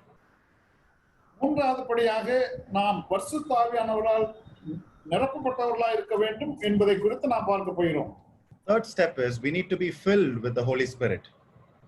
ஏனென்றால் பரிசுத்த ஆவியானவர் நாம் இயேசு கிறிஸ்துவை ஏற்றுக்கொள்ளும் பொழுதே நம்முடைய வாழ்க்கைக்குள் வருகிறவராக காணப்படுகிறார். Holy Spirit comes into our life when we accept our Lord Jesus Christ as our personal Savior. அல்லாமல் இன்றைக்கு ஒரு சிலர் போதிக்கிறது போல இயேசு கிறிஸ்துவை ஏற்றுக்கொண்ட பிறகு பரிசுத்த ஆவியானவர் காத்திருக்க வேண்டும் என்று சொல்கிறார்கள். Some people preach today that we need to wait for Holy Spirit to come into our life even after accepting our Lord Jesus Christ. அது வேத சத்தியத்துக்கு மாறானதாக இருக்கிறது என்பதை நாம் அறிந்து கொள்கிறோம். That is contrary to the biblical teaching and we need to understand that. நாம் நமது ஆண்டவரை ஏற்றுக்கொள்ளும் பொழுதே பரிசுத்த ஆவி நமக்குள்ளே வருகிறார். So when we accept our Lord Jesus Christ, Holy Spirit comes into our life. அவர் நம்முடைய வாழ்க்கையை ஆளுகை செய்யக்கூடியவராக இருக்கிறார். He comes into our life and he takes control over our life. அப்பொழுது சுயம் வாழ்க்கையின் சிங்காசனம் கீழே தள்ளப்படக்கூடிய நிலைமையிலே காணப்படுகிறது. At that time our self will be thrown out from the throne of our life. அப்படி கீழே தள்ளப்பட்ட அந்த சுயம் மறுபடியும் சிங்காசனத்திலே நம்முடைய வாழ்க்கையிலே ஆளுகை செய்யும் பொழுதுதான் நாம் பாவம் செய்யக்கூடியவர்களாக இருக்கிறோம். And when this self, when it tries to get control over our life, that is when we are prone to commit sins. அப்பொழுதுதான் நாம் மாம்சத்துக்குரியவர்களாக மாறுகிறோம் என்று நாம் நேற்று சிந்தித்தோம். Yesterday we considered that is when we tend to become carnal man. அப்படி நாம் நம்முடைய வாழ்க்கை ஆண்டவருக்கு ஒப்பு கொடுக்காமல் சுயத்துக்கு ஒப்பு கொடுக்கும் பொழுது பாவம் செய்யக்கூடியவர்களாக மாம்சத்தின் கிரியைகளாகிய அந்த சுபாவங்கள் நம்முடைய வாழ்க்கையிலே வெளிவருகின்றன. So when we do not commit our lives to God, when we give our lives for ourselves to take control, that is when sin will enter into our life and God cannot work there. ஆகவே நாம் பாவத்திற்கு நம்மை ஒப்பு கொடுக்காமல் இருப்பதற்கு தான் மூன்றாவது படியாக பரிசுத்த ஆவியானவரால் நிரப்பப்பட்டவர்களாக அவருடைய ஆளுகைக்குள்ளாக நாம் காணப்பட வேண்டும். So for us to stay away from sin, it is very important that we need to be filled with the Holy Spirit, and Holy Spirit should control and rule our life. பரிசுத்த ஆவி நிறைவு என்று சொல்லும் பொழுது ஏதோ அதற்காக நாம் காத்திருந்து பெற்றுக்கொள்வதல்ல. So when we say that it is a filling of the Holy Spirit, it is not referring to something that we need to wait and we need to receive it. பரிசுத்த ஆவியானவர்கள் ஆளுகை செய்யப்பட்டு அவரால் ஆட்கொள்ளப்பட்டவர்களாக அவருடைய கட்டுப்பாடுக்குள்ளாக வருவதுதான் ஆவியான நிறைவு என்பதை நாம் அறிந்து கொள்ள வேண்டும். We need to be under the authority and the complete control of the Holy Spirit. That is what we are calling as the filling of the Holy Spirit. அதைத்தான் எபேசியர் 5ஆம் அதிகாரம் 18ஆம் வசனத்திலே தெளிவாக வாசிக்கிறோம். That is what we are reading in Ephesians chapter 5 verse 18. அதை வாசிக்க கேட்போம். Let's read that verse. Ephesians 5 verse 18. துன்மார்க்கத்திற்கு ஏதுவான மதுபான வெறி கொள்ளாமல் ஆவியினால் நிறைந்து. தொடர்ந்து அந்த வசனத்திலே தெளிவாக அப்போஸ்தலனாகிய பவுல் சொல்லி துன்மார்க்கத்திற்கு ஏதுவான மதுபான வெறி கொள்ளாமல் ஆவியினால் நிறைந்து ஆவியானவரால் நிரப்பப்பட்டவர்களாக இருக்க வேண்டும் என்று சொல்கிறார். In that verse, Apostle Paul clearly says that not be drunk with wine, wherein is excess, but be filled with the Spirit. நமக்கு தெரியும் மதுபான வெறி கொள்கிறவர்கள் மதுபானத்தின் ஆதிக்கத்தின் கீழாக மதுபானம் அவர்களை கட்டுப்படுத்தக்கூடிய நிலைமையிலே துன்மார்க்கமாக செயல்படுகிறார்கள் என்று நாம் அறிகிறோம். So those who consume the alcohol, they actually come under the control of the alcohol, and alcohol controls their life and they do all the wicked things. அப்படி நாம் இராமல் ஆவியானவரால் நிறைந்து என்று ஆவியானவரால் கட்டுப்பட்டவர்களாக இருக்க வேண்டும் என்றுதான் அங்கு அப்போஸ்தலனாகிய பவுல் தெளிவாக சொல்கிறார். The Apostle Paul clearly states that we should not be in that particular situation, but rather we need to be controlled by the Holy Spirit. உதாரணமாக நான் கோபத்தினால் நிறைந்திருக்கிறேன் என்று சொன்னால் கோபம் என்னை கட்டுப்படுத்துகிறது என்றுதான் அர்த்தமாகும். For example, if we tell that I am filled with anger, it means anger is controlling my life. அருமையானவர்களே, ஆவியால் நிரப்படுவது என்று சொல்வது ஏதோ தண்ணீர் ஊற்றப்படுவது போல ஏதோ ஊற்றப்பட்டு நிரப்பப்படுகிற அந்த அனுபவம் அல்ல. So when we say the filling of the Holy Spirit, it is not referring to something like we are pouring the water and the vessel or the container is getting filled. It is not about that. நமக்குள்ளே இருக்கிற ஆவியானவர் நம்மை ஆளுகை செய்வது அவருடைய கட்டுப்பாடுக்குள்ளாக இருப்பது என்பதைத்தான் அதனுடைய அர்த்தமாக இருக்கிறது. The Holy Spirit who is dwelling inside us, he should take control of our life and he should rule with all the authority in our life. அப்படி ஆவியானவரால் நாம் ஆட்கொள்ளப்பட்டவர்களாக இருக்கும்போது நாம் எப்படி இருப்போம் என்று சொல்லி தொடர்ந்து 19, 20, 21 வசனத்திலே நாம் வாசிக்க கேட்போம். When we continue to read the verses 19, 20 and 21, we read that if we are really filled by the Spirit, what kind of life we would be living in this world. ஆவியானவர் ஆட்கொள்ளப்படும் போது பாருங்க நாம் எப்படிப்பட்டவர்களாக இருக்க வேண்டும் என்பதை குறித்து அந்த வசனங்களை நாம் வாசிக்க கேட்போம். In these verses it clearly says that when we are filled with the Spirit, what kind of people we are supposed to be. வாசிப்போம். சங்கீதங்களினாலும் கீர்த்தனைகளினாலும் ஞான பாட்டுகளினாலும் ஒருவருக்கு ஒருவர் புத்தி சொல்லிக் கொண்டு உங்கள் இருதயத்தில் கர்த்தரை பாடி கீர்த்தனம் பண்ணி நம்முடைய கர்த்தராகிய இயேசு கிறிஸ்துவின் நாமத்தினாலே எப்பொழுதும் எல்லாவற்றிற்காகவும் பிதாவாகிய தேவனை ஸ்தோத்தரித்து தேவ பயத்தோடு ஒருவருக்கு ஒருவர் கீழ்ப்படிந்திருங்கள். கவனித்தீர்களா எவ்வளவு தெளிவாக ஆவியால் நிரப்பப்பட்டிருக்கும் பொழுது நாம் எப்படி இருக்க வேண்டும் என்பதை குறித்து தான் அந்த வசனங்களிலே காண்கிறோம். These verses clearly states that when we are controlled by the Holy Spirit, what kind of life we would be living. அருமையானவர்களே, இது நம்முடைய வாழ்க்கையிலே தொடர்ச்சியாக நம்முடைய வாழ்க்கையில் இருக்க வேண்டிய அனுபவமாக காணப்படுகிறது. So my beloved, all these kind of experiences should be happening in a consistent manner in our life. அல்லாமல் ஆவியான் நிறைவு என்று சொல்லி ஏதோ ஒரு நாள் நாம் பெற்றுக்கொள்ளக்கூடிய அனுபவம் அல்ல. So this filling of the Holy Spirit is not a one-day experience that we are having in our life. இன்றைக்கு கூட சிலர் காத்திருந்து ஏதோ அனுபவம் பெற்றுக்கொண்டார்கள், அந்த அனுபவத்தை குறித்தெல்லாம் பகிர்ந்து கொள்வது நாம் கேட்கிறோம்.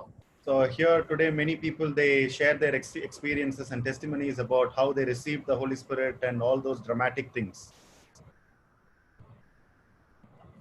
விதமாக ஆவியான் நிறைவு என்று சொல்வது நம்முடைய அனுதின வாழ்க்கையிலே நம்ம ஆண்டவருக்கு ஒப்பு கொடுத்து ஆண்டு நீர் என்னை ஆண்டு கொள்ளும் என்று சொல்லி அவரை நம்முடைய வாழ்க்கையின் சிங்காசனத்திலே அமர வைத்து அவர் நம்முடைய வாழ்க்கையிலே ஆளுகை செய்வதுதான் ஆவியானவருடைய நிரப்பப்படுதல் என்று நாம் அறிந்து கொள்ள வேண்டும். So we need to understand when we say that it is about the filling of the Holy Spirit, it is that we are giving complete control to the Holy Spirit to take control of our life and allowing him to sit in the throne of our heart and then allowing him to rule and have every authority in our life.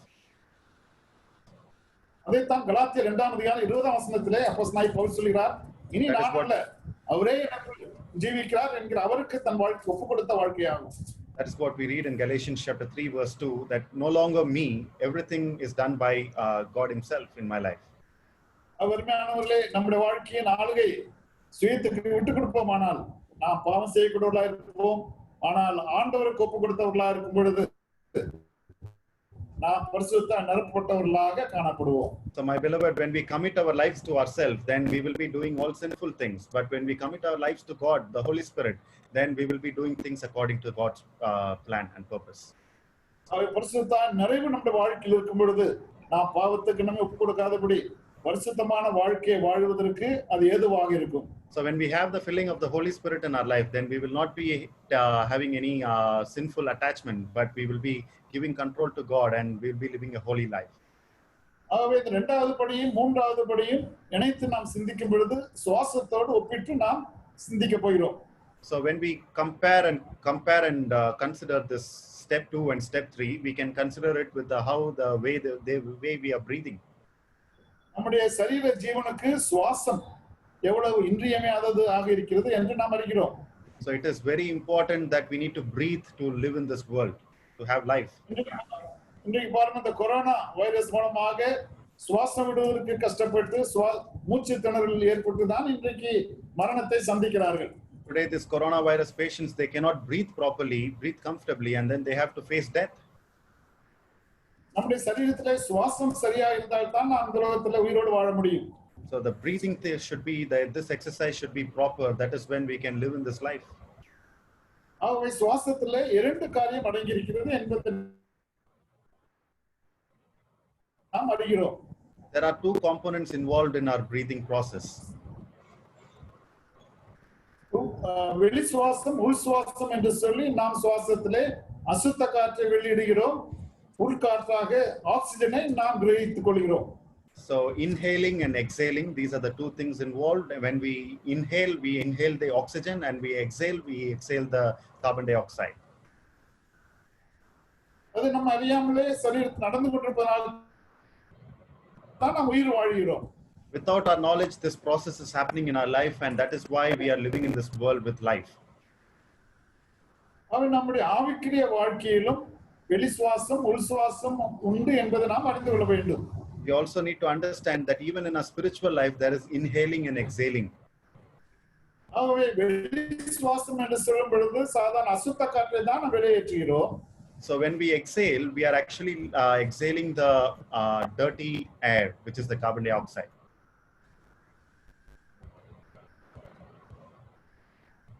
Impure air.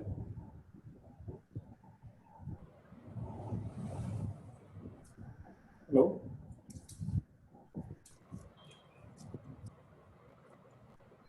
Hello. உள்சுவாசமாக நாம் நல்ல காற்றை, ஆக்சிஜனை, பிராணவாயுவை நாம் கிரகித்துக் கொள்கிறோம். When we inhale the good pure air, which is the oxygen. அதுபோலத்தான் ஆவிக்குரிய வாழ்க்கையிலும் நாம் அசுத்த காற்றாகிய பாவத்தை நாம் அறிக்கை செய்யக்கூடியவர்களாக காணப்பட வேண்டும். Yes, in the similar way, in our spiritual life, we need to exhale the impure things that is what we refer as sin. அதை நாம் வெளியேற்றும் பொழுது உள் சுவாசமாக பரிசுத்த ஆவியானவர் நம்முடைய வாழ்க்கையிலே ஆளுகை செய்வதற்கு நாம் நம்மை ஒப்பு கொடுக்க வேண்டும். And we need to exhale that. We need to get rid of the sins in our life. At the same time, we need to inhale the Holy Spirit, and we need to allow Him to take control over our life.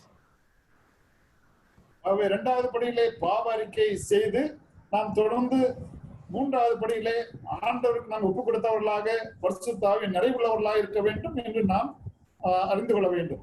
So in the second step, we are confessing our sins, and in the third step, we are committing our life to God, and we are giving the control to the Holy Spirit to be filled in the Spirit. இது நம்முடைய வாழ்க்கையிலே தொடர்ந்து காணப்பட வேண்டியதா இருக்குது. எப்பொழுதெல்லாம் நாம் பாவம் செய்கிறோமோ, சிந்தனை வருகிறதோ, செயல் வருகிறதோ, அது உடனே அறிக்கை செய்து நாம் ஆண்டவருக்கு ஒப்பு கொடுத்தவர்களாக இந்த வெளி சுவாசம் உள் சுவாசம் சேர்ந்து நடக்க வேண்டியதா இருக்கிறது. This is something that needs to happen consistently in our life. So every day, whenever we entangle with sin, and when we have the sinful thoughts, we need to confess and set things right with God, and then we need to exhale sin from our life, and then we have to inhale the God's word and Holy Spirit to give Holy Spirit the control over our life. பரிசுத்தாவின் நிறைவு என்று சொல்லும் பொழுது பரிசுத்தாவின் ஸ்நானம், பரிசுத்தாவின் அபிஷேகம் போன்ற காரியங்களுக்கு மாறுபாடான வித்தியாசமானது ஒன்று என்று நாம் அறிந்து கொள்ள வேண்டும். We also need to understand that when we talk about the filling of the Holy Spirit, it is different from the baptism of the Holy Spirit, and it's also different from the anointing of the Holy Spirit. இன்றைக்கு சிலர் பரிசுத்தாவின் ஸ்நானம் பெற வேண்டும், பரிசுத்த அபிஷேகம் என்றெல்லாம் இன்றைக்கு ஒரு சிலர் போதிப்பதை நாம் கேட்கிறோம். Today we hear a lot of people preaching about baptism of the Holy Spirit and anointing of the Holy Spirit. நாம் ரட்சிக்கப்படும் பொழுதே ஆவியின் ஸ்நானத்தினால் தான் நாம் சபையிலே சேர்க்கப்படுகிறோம் என்பதை நாம் அறிந்து கொள்ள வேண்டும். When we get saved, that time itself we are baptized into the Holy Spirit, and then we are added to the church of God. எப்படியாக தண்ணீர் மூழ்கி ஞானஸ்நானம் எடுத்து நாம் காணக்கூடிய சபையிலே சேர்க்கப்படுகிறோமோ அவ்விதமாக ஆவியானவரின் ஸ்நானத்தினாலே நாம் காணக்கூட முடியாத மணவாட்டி சபையிலே உலகளாவிய சபையிலே ரட்சிக்கப்படுகிறவர்களை கர்த்தர் அனுதினம் சேர்த்து வருகிறார் என்கிற சத்தியத்தின்படியாக ஆவியினாலே ஸ்நானம் பெற்றவர்களாகத்தான் நாம் அந்த சபையிலே சேர்க்கப்படுகிறோம். So we take water baptism by immersion, and then after that we are added to the local assembly. In the same way, we are baptized by the Spirit, and then we are added to the body of Christ, to the universal church through the baptism of the Holy Spirit. அதைத்தான் தெளிவாக 1 கொரிந்தியர் 12ஆம் அதிகாரம் 12ஆம் வசனத்திலே நாம் வாசிக்கிறோம். So that is what we clearly read in 1 Corinthians chapter 12 and verse 12. 12ஆம் அதிகாரம் 13ஆம் வசனம் வாசிக்க கேட்போம். 1 Corinthians chapter 12 and verse 13. நாம் யூதராயினும் கிரேக்கராயினும் அடிமைகளாயினும் சுயாதீனராயினும் எல்லாரும் ஒரே ஆவியினாலே ஒரே சரீரத்திற்குள்ளாக ஞானஸ்நானம் பண்ணப்பட்டு எல்லாரும் ஒரே ஆவிக்குள்ளாகவே சாக தீர்க்கப்பட்டோம். கவனித்தீர்கள் எவ்வளவு தெளிவாக ஒரே ஆவியினாலே ஒரே சரீரத்திற்குள்ளாக ஞானஸ்நானம் பண்ணப்பட்டு எல்லாரும் ஒரே ஆவிக்குள்ளாக தாகம் தீர்க்கப்பட்டோம் என்று நாம் காண்கிறோம். Here we read very clearly that for by one Spirit we are all baptized into one body, and then the last part we read, and have been all made to drink into one Spirit. இது நாம் ரட்சிக்கப்படும் பொழுது நடக்கக்கூடிய ஒரு காரியமா இருக்கிறது என்று நாம் அறிந்து கொள்ள வேண்டும். So we need to understand that this is something that happens during the time of our salvation. ஆவியின் ஸ்நானம் பெற்றிருக்கலாம் என்று கேட்டால் ஆம், ரட்சிக்கப்படும் பொழுது கர்த்தர் எனக்கு ஆவியின் ஸ்நானத்தினாலே தான் சபையிலே என்னை இணைத்தார் என்று நாம் தெளிவாக சொல்ல வேண்டும். So if somebody is asking you whether have you received the baptism of Holy Spirit, we should boldly clearly tell them that we have received the baptism of Holy Spirit right at the time when we got the salvation, and we are baptized by the Holy Spirit to be a part of the universal church. அதைத்தான் அப்போஸ்தலர் 2ஆம் அதிகாரம் கடைசி வசனத்திலே ரட்சிக்கப்படுகிறவர்கள் கர்த்தர் அனுதினம் சபையிலே சேர்த்து வந்தார் என்று நாம் காண்கிறோம். That is what we read in the last verse of chapter 2 of Acts, the Acts of Apostles, that God kept on adding the people who are accepting the Lord Jesus Christ. இது ஒரு முறை நம்முடைய வாழ்க்கையில் ரட்சிக்கப்படுவது நடக்கக்கூடிய சம்பவம் காரியம் என்பதை நாம் அறிவோம்.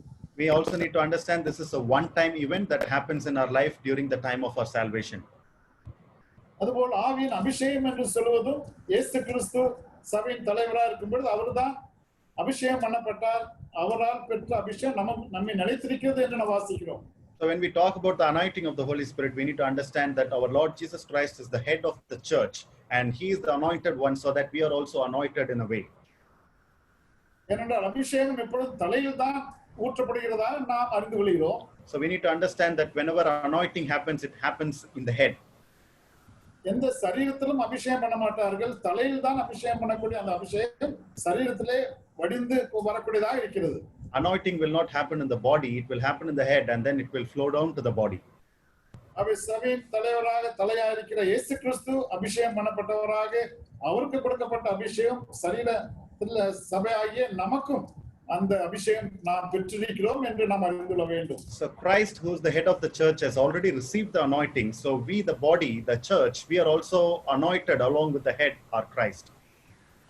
ஆவியின் அபிஷேகத்தை பற்றி நாம் சரியாக புரிந்து கொள்ள வேண்டும். So we need to have a proper understanding about the anointing of the Holy Spirit. ஆகவே இந்த ரெண்டும் ஆவியின் நிறைவுக்கு வித்தியாசமானது என்பதை நாம் புரிந்து கொள்ள வேண்டும். So we also need to understand that these two things are totally different from the filling of the Holy Spirit.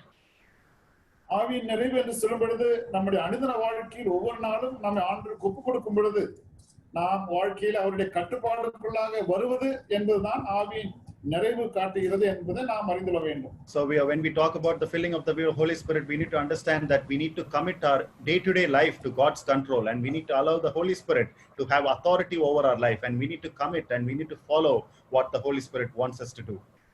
ஒருவர் ஆவியால் நிரப்பப்பட்டிருக்கிறாரா இல்லையா என்பதை நாம் எப்படி அறிந்து கொள்ள முடியும்?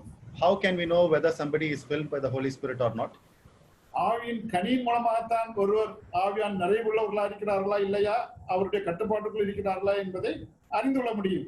To know whether a person is filled with the Holy Spirit or not, we can identify that through the Spirit, through the fruit of the Spirit. அல்லாமல் அந்நிய பாஷை பேசுவதனாலே ஒரு சில அனுபவங்களை பெற்றுக்கொள்வதனால் அல்ல, ஆவியானவரால் நிரப்பப்பட்டிருக்கிறோம் என்று அறிந்து கொள்வது. Not by speaking in tongues or doing a lot of charismatic things we can identify whether a person is filled with the Holy Spirit or not. நம்முடைய அனுதின வாழ்க்கையிலே ஆவியால் நிரப்பப்பட்டிருக்கும் பொழுது ஆவியின் கனியாகி அந்த 9 சுபாவங்கள் நம்முடைய வாழ்க்கையிலே வெளிப்படக்கூடியதாக இருக்கிறது. When we are filled with the Holy Spirit, we can see the 9 fruits of the Spirit that are exemplified in our life. அருமையானவர்களே, நம்முடைய வாழ்க்கையிலே 3வது படி ஆவியால் நிறைவுள்ளவர்களாக நாம் காணப்பட வேண்டும். அப்பொழுது நாம் பாவத்திற்கு இடம் கொடுக்காதபடி ஆண்டவர் நம்மை ஆளுகை செய்து பரிசுத்தமான வாழ்க்கை வாழ்ந்து ஆவியின் கனி கொடுக்கக்கூடியவர்களாக காணப்படுவோம். So in the step 3, we considered that we need to be filled with the Holy Spirit. When we are filled with the Holy Spirit, we will not entertain any sin in our life, and then we will be under the control of the Holy Spirit, and then we will exemplify the fruits of the Spirit in our life. தொடர்ந்து நேரம் குறைவாக இருக்கிறதுனா 4வது படிக்கு நாம் கடந்து வருவோம். For the interest of time, let's move on to step 4. 4வது படியிலே ஆவிக்குரிய போராட்டங்களுக்கு நாம் ஆயத்தமாக இருக்க வேண்டும் என்பதை நாம் அறிந்து கொள்ள வேண்டும். Step 4 is that we should be prepared for spiritual battles. ஏனென்றால் பரிசுத்த ஆவியானவர் நம்மை ஆட்கொள்ளும் பொழுது நமக்குள்ளே இருக்கிற சுயம் மறுபடியும் நம்ம ஆளுகை செய்வதற்கு முயற்சிக்கிறது. When the Holy Spirit is taking control over our life, the self within, which is inside us, is also trying to take control of our life. ஏனென்றால் அந்த பாவ சுபாவம் நம்மை விட்டு வெளியே போக நமக்குள்ளே இருக்கிறது என்று நாம் அறிகிறோம். Because the sinful nature does not completely go away from our life, it is still inside us. அதைத்தான் அப்போஸ்தலனாகிய பவுல் மாம்சம் என்று குறிப்பிடுகிறார். That is what Apostle Paul is referring as flesh. ஆகவே 3 விதமான போராட்டங்களில் முதலாவது போராட்டம் மாம்சம் என்று நாம் அறிந்து கொள்ள வேண்டும். We have 3 types of battle in our Christian life. Number 1, it is the battle of the flesh. மாம்சமாகிய போராட்டம் நமக்குள்ளே போராடிக்கொண்டு நம்மை மேற்கொள்ள முயற்சிக்கிறது, நம்மை ஆட்கொள்ள முயற்சிக்கிறது என்பதை நாம் அறிந்து கொள்ள வேண்டும். Battle of the flesh is something that happens within us. It is trying to take control of our life, and it is trying to make us to commit sins. அப்படி நாம் பழைய சுபாவம் நம்முடைய வாழ்க்கையிலே நாம் ஆளுகை செய்ய விட்டுக் கொடுக்கும் பொழுது மாம்சத்தின் கிரியைகள் நம்முடைய வாழ்க்கையிலே வெளியரங்கமாக காணப்படுகிறது என்பதை நாம் அறிந்து கொள்ள வேண்டும். So when we allow the old nature to take control of our life, we can see the work of the flesh that starts creating problem in our life. ஏனென்றால் கலாத்தியர் 5ஆம் அதிகாரம் 17ஆம் வசனத்திலே தெளிவாக வாசிக்கிறோம். Galatians chapter 5 verse 17 we clearly read. அங்க மாம்சம் ஆவிக்கு விரோதமா, ஆவி மாம்சத்துக்கு விரோதமா இச்சிக்கிறது என்று நாம் காண்கிறோம். Flesh is fighting against the spirit, and the spirit is fighting against the flesh. ஆகவே நாம் எதற்கு இடம் கொடுக்கிறோமோ அது நம்ம ஆளுகை செய்யும் நிலைமையிலே அதனுடைய கிரியைகளை நாம் காணக்கூடியவர்களா இருக்கிறோம். So for whatever thing that we are entertaining, that thing is going to take dominion over our life. அருமையானவர்களே, மாம்சத்துக்கு நாம் இடம் கொடுக்கும் பொழுது அந்த கிரியைகள் 19ஆம் வசனத்தில் உள்ள அந்த கிரியைகள் நம்முடைய வாழ்க்கையிலே வெளிப்படுகிறதை நாம் அறிந்து கொள்ள வேண்டும். So my beloved, we need to understand that when we give priority to the work of the flesh in our life, then the flesh will take control over our life. அப்பொழுது நாம் மாம்சத்துக்குரியவர்களாக மாறுகிறோம். At the time we become fleshly believers. அப்போஸ்தலனாகிய பவுல் கொரிந்தியருக்கு நிருபத்திலே 1 கொரிந்தியர் 3ஆம் அதிகாரம் 1ஆம் வசனத்திலே அங்குள்ள விசுவாசிகள் மாம்சத்துக்குரியவர்களாக இருந்தார்கள் என்று சொல்கிறார். 1 Corinthians chapter 3 verse 1, Apostle Paul states that the believers in the Corinth were fleshly people. அவர்கள் மாம்சத்திற்கு இடம் கொடுத்து அவ்விதமான அவர்களுக்குள்ளே பாவம் இருந்ததாகவும் அவர்களுக்குள்ளே பிரிவினை இருந்ததாகவும் அவர்களுக்குள்ளே மார்க்க பேதங்கள் இப்படிப்பட்ட அந்த கிரியைகள் மாம்சத்தின் விளைவாக அவர்கள் வாழ்க்கையில் இருந்ததாக சொல்கிறார். So since they committed their life to the flesh, so we could see that there were a lot of sins in their life, there were a lot of divisions among them, and a lot of other problems were there. அருமையானவர்களே, மாம்சமாகிய போராட்டத்திலே நாம் வெற்றி காணக்கூடியவர்களாக இருக்கிறோம். So we need to take victory in the battle of the flesh. மாம்சத்தை குறித்து அப்போஸ்தலனாகிய பவுலும் ரோமர் 7ஆம் அதிகாரத்திலே மாம்சத்துக்குரிய மனிதன் எப்படிப்பட்டவனா இருக்கிறான் என்று சொல்லி ரோமர் 7:14ஆம் வசனத்திலிருந்து நாம் காண்கிறோம். Romans chapter 7 verse 14 we read how a carnal man or a fleshly man is doing things.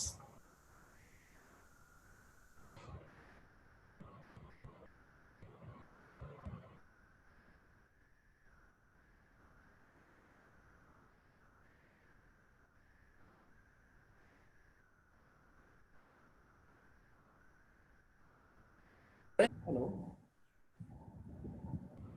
Hello. Yeah, uncle, continue, uncle. ரோமர் We lost 7 you there. அதிகாரம் ரோமர் 7 அதிகாரம் ரோமர் 7:14 முதல் மாம்சத்துக்குரிய மனிதன் எப்படி இருக்கிறான் என்று சொல்லப்பட்டிருக்கிறது. In Romans chapter 7, from verse 14 onwards, we read that how a carnal man is doing things. ஆகவே நமக்குள்ளே பாவம் நாம் செய்யும் பொழுது நமக்குள்ளே இருக்கிற பாவம் நம்மை மேற்கொண்டு நாம் மாம்சத்துக்குரியவர்களாக மாறிவிடுகிறோம். So when we act according to the flesh, sin takes control over our life and then we become carnal people. ஆகவே அருமையானவர்களே, நாம் மாம்சத்தையும் ஆசை இச்சைகளையும் சிலுவையில் அறைந்தவர்களாக காணப்பட வேண்டும் என்று சொல்லி கலாத்தியர் 5:24 நாம் காண்கிறோம். So my beloved, we read in Galatians chapter 5 verses 24 and 25, we read that we need to put all our fleshly desires on the cross. ஆகவே தான் அப்போஸ்தலனாகிய பவுல் கிறிஸ்துவுடனே கூட நான் சிலுவை அறையப்பட்டேன் என்று சொல்கிறார். That is why Apostle Paul is telling that I have been crucified with Christ along in the cross. அருமையானவர்களே, நாம் மாம்சத்துக்கு இடம் கொடுக்காதபடி நாம் கிறிஸ்துவுடன் சிலுவை அறையப்பட்டவர்களாக நம்முடைய பழைய சுபாவம் மரித்ததாக பாவத்துக்கு நாம் மரித்தவர்களாக காணப்பட வேண்டும் என்று நாம் காண்கிறோம். So my beloved, we should not give any place for the flesh in our life. We need to get rid of our old nature and then we have to commit everything to God. அப்பொழுதுதான் நாம் மாம்சத்துக்கு இடம் கொடுக்காதபடி நாம் ஆண்டவருக்கு ஒப்பு கொடுத்தவர்களாக நாம் ஒரு பரிசுத்தமான வாழ்க்கை வாழ முடியும். That is when we will be free from all the fleshly passions and then we can live a life that is pleasing unto God. இரண்டாவது போராட்டம் நமக்கு தெரியும். பிசாசு எவனை விழுங்கலாமா என்று வகை தேடி சுற்றித் திரிவதை நாம் பார்க்கிறோம். Second battle we have is with the Satan. Satan is like going around like a roaring lion to devour the believers. அதைத்தான் 1 பேதுரு 5 அதிகாரம் 7 வசனங்களிலே நாம் பார்க்கிறோம். That is what we read in the First Peter chapter 5 7 and 8. அங்கு நாம் தெளிவாக பேதுரு பிசாசை குறித்து எழுதியிருப்பதை நாம் வாசிக்க முடியும். 1 பேதுரு 5 அதிகாரம் 8 வசனம். There we could see Peter has clearly wrote the truth about that Satan. பிசாசு எவனை விழுங்கலாமா என்று வகை தேடி சுற்றித் திரிகிறதை நாம் அங்கே காண்கிறோம். So devil is roaming around like a roaring lion to devour the believers. அது இரண்டாவது போராட்டமாகிய பிசாசு நம்ம விழுங்க பார்க்கும் பொழுது, பிசாசுக்கு எதிர்த்து நிற்கும் பொழுது அவன் நம்மை விட்டு ஓடி போவான் என்று யாத்ராகமம் 7 அதிகாரத்திலே யாக்கோபு 4 அதிகாரம் 7 வசனத்திலே வாசிக்கிறோம். The second battle we have is with the devil, and when we resist the devil will flee from us, and that is what we read in James chapter 4 verse 7. அவர் பிசாசுக்கு எதிர்த்து நிற்பதற்கு எபேசியர் 6 அதிகாரம் 11 வசனத்திலே தேவனுடைய சர்வாயுத வர்க்கத்தையும் நாம் காண்கிறோம். So when we have to resist the devil, we need to have the armor of God, and we read about that in Ephesians chapter 6 verse 11 onwards. அவிதமாக தேவனுடைய சர்வாயுத வர்க்கத்தை நாம் அணிந்தவர்களாக பிசாசுக்கு எதிர்த்து நிற்கும் பொழுது பிசாசு நம்மை விட்டு ஓடி போவான் என்று நாம் காண்கிறோம். When we take up the armor of God, we can resist the devil and devil will flee from us. இரண்டாவது போராட்டமாகிய பிசாசிலிருந்து நாம் வெற்றி காண முடியும். So second battle is with the devil and we can take victory over devil as well. கடைசியாக மூன்றாவது போராட்டம் தான் உலகம் என்பதை நாம் அறிகிறோம். Thirdly, and the final battle is with the world. உலகம் நம்மை கவர்ச்சிக்குடைய மேலே உலகத்துக்கு ஒத்த வேஷம் நாம் தரிக்க கூடாது என்று ரோமர் 12 வசனத்திலே நாம் பார்க்கிறோம். World is very attractive. And Romans chapter 12 we also read that we should not be enticed with the world. அநேக விசுவாசிகள் உலகத்திற்கு ஒத்து போகக்கூடியவர்களாக இருக்கிறார்கள். Today a lot of believers they compromise with the world. ஆனால் ஆண்டவர் நம்ம உலகத்திலிருந்து பிரித்து எடுத்திருக்கிறார். அவருடைய பிள்ளைகளாக அவருடைய சித்தத்தை நாம் நிறைவேற்ற வேண்டியவர்களாக இருக்கிறோம் என்பதை அறியாதவர்களாக இருக்கிறார்கள். God has actually separated us from the world. We are God's children and we need to be away from the world. 1 யோவான் 2 அதிகாரத்திலே தெளிவாக யோவான் சொல்கிறார், உலகமும் அது நிச்சயம் ஒழிந்து போகும், தேவனுடைய சித்தத்தின்படி செய்கிறவனோ என்றென்றைக்கும் நிலைத்திருப்பான் என்று 2 அதிகாரம் 17 வசனத்திலே வாசிக்கிறோம். In 1 John chapter 2 verse 14 we clearly read that the world and the things of the world will pass away. Those who do the will of the God will be long standing. கர்மயானவர்களே, நாம் உலகத்தில் இருந்தாலும் உலகத்தினால் உண்டான அந்த 3 விதமான இச்சைகளிலிருந்து நாம் விடுபட்டவர்களாக தேவனுடைய சித்தத்தை நிறைவேற்ற வேண்டியவர்களாக இருக்கிறோம் என்பதை நாம் அறிந்து கொள்ள வேண்டும். So even though we are living in this world, we need to understand that we need to get rid of all the worldly things and we need to fulfill the will and purpose of God. உலகத்தினால் உண்டான 3 காரியங்களை குறித்தான் 1 யோவான் 2 அதிகாரம் 16 வசனத்திலே வாசிக்கிறோம். In 1 John chapter 2 verse 14 we read about 3 aspects of the world. மாம்சத்தின் இச்சை, கண்களின் இச்சை, ஜீவனத்தின் பெருமை ஆகிய உலகத்தில் உள்ளவைகள் எல்லாம் பிதாவினால் உண்டானவைகள் அல்ல, அவைகள் உலகத்தினால் உண்டானவைகள் என்று நாம் வாசிக்கிறோம். The lust of the flesh, the lust of the eyes, and the pride of life, these things were not of God, these are of the world. இந்த மூன்று காரியங்கள் நாம் விழுந்து போவோமானால் உலகத்திற்கு முன்னதாக போகக்கூடியவர்களாக நாம் காணப்படுவோம். If we fall to any of these three things, then we will have to go behind the world. ஆனால் நாம் அந்த உலகத்திற்கு முன்னதாக அது ஒத்து போகாதபடி தேவன் சித்தத்தை நிறைவேற்றக்கூடியவர்களாக காணப்படும் பொழுதுதான் உலகமாகிய போராட்டத்திலே நாம் வெற்றி காண முடியும். But we should not compromise with world, but we have to fulfill the will of the God, and that is when we can take victory over the battle with the world. நமது ஆண்டவர் உலகத்தை ஜெயித்தேன் என்று சொல்கிறார். God has told us that he has taken victory over the world. ஆண்டவருடைய ஒத்தாசையோடு நாமும் உலகத்தை ஜெயித்தவர்களாக, உலகத்திற்கு ஒத்த வேஷம் தெரியாதவர்களாக தேவனுடைய சித்தத்தை நிறைவேற்ற வேண்டியவர்களாக இருக்கிறோம். So with God's help, we can also overcome the world. We can also not be conformed with the world, and we can commit our life to God. ஆவிக்குரிய போராட்டங்களை, இந்த மூன்று போராட்டங்களுக்கு நாம் ஆயத்தமாக காணப்பட வேண்டும். So we need to be prepared for all the spiritual battles, especially these three battles. பாருங்கள், சமீபத்திலே இந்தியாவுக்கு விரோதமாக சீனா நம்முடைய போர் வீரர்களை கொலை செய்ததை குறித்து நாம் பார்க்கிறோம். Recently, China came against India, and some of our army men were killed. உடனே நம்முடைய பட்டாளம் எவ்வளவு ஆயத்தமாக அலர்ட்டாக காணப்பட்டது என்பதை நாம் செய்தித்தாளிலே வாசித்தோம். When we read in the news that immediately our battalion was also so alert and prepared to face China. India ஆயத்தமா இருந்தால்தான் எந்த எதிர்ப்புகள் வந்தாலும் அதை நேரிடுவதற்கு அது ஏதுவாக காணப்படும். So we need to be prepared. That is when some obstacles come, we can fight against it. நாம் ஆவிக்குரிய போராட்டங்களுக்கு ஆயத்தமா இருக்கும்போதுதான் இந்த மூன்று போராட்டங்களுக்கு நாம் வெற்றி கண்டவர்களாக நம்முடைய வாழ்க்கையிலே அவருடைய சீஷர்களாக இருக்க முடியும். In a similar way, we need to be prepared for our spiritual battles. That is when we can take control and victory over all these things, and we can be good disciples of Lord Jesus Christ. தொடர்ந்து நாம் ஐந்தாவது படிக்கு நாம் வருவோம். Let's move on to step number 5. ஐந்தாவது படியாக நாம் விசுவாசத்திலே உறுதியாக இருக்க வேண்டும் என்பதை நாம் அறிந்து கொள்கிறோம். We need to hold fast to our faith. That is what we understand. இந்த போராட்டங்களுக்கு நாம் வெற்றி காண்பதற்கு விசுவாசம் நமக்கு எவ்வளவு அவசியம் என்பதை நாம் அறிந்து கொள்ள வேண்டும். So if we want to take victory over this battle, we need to stand firm in our faith. நம்முடைய கிறிஸ்தவ வாழ்க்கை விசுவாசத்தில் தான் ஆரம்பமானது என்பதை நாம் அறிந்து கொள்கிறோம். Our Christian life starts with faith. We know that. நமது ஆண்டவராகிய இயேசு கிறிஸ்து விசுவாசித்து அவரை ஏற்றுக்கொண்டதனாலே நாம் தேவனுடைய பிள்ளைகளாக மாறினோம். When we had faith in Lord Jesus Christ, when we accepted him, we became his children. அந்த விசுவாசத்திலே நாம் உறுதியாக இருந்து வளர வேண்டியவர்களாக இருக்கிறோம். We need to be firm in that faith, and we need to grow. ஏனென்றால் நீதிமான் விசுவாசத்தினால் பிழைப்பான் என்று தான் வாசிக்கிறோம். Because we read that the righteous lives by faith. ஆகவே நம்முடைய வாழ்க்கையிலே விசுவாசம், நமது ஆண்டவருடைய விசுவாசத்திலே நாம் உறுதியாக இருந்து அவரை நாம் பற்றி கொண்டவர்களாக காணப்பட்டால் இந்த போராட்டங்களுக்கு நாம் வெற்றி காண முடியும். So faith is very important in our life. So we need to have absolute faith in God, and then only we can have victory over all these battles. பல சமயத்தில் நாம் விசுவாசத்திலே குறைவுள்ளவர்களாக இருக்கிறபடினா நாம் விழுந்து போகக்கூடியவர்களாக இருக்கிறோம். Many times we are lacking in faith, and that is why we are prone to fall. நமது ஆண்டவர் ஒரு முறை கடலிலே நடந்து வரும் பொழுது பேதுரு நடக்கும்படியாக விரும்பினார். So at one occasion when our Lord Jesus Christ was there, Peter was about to walk in the water. அவிதமாக பீட்டரை பார்த்து வா என்று ஆண்டவர் சொன்ன மாத்திரத்திலே பீட்டரும் கடலிலே பேதுருவும் கடலில் நடந்தான் என்று நாம் பார்க்கிறோம். And when God said to Peter, come, Peter also started walking in the ocean.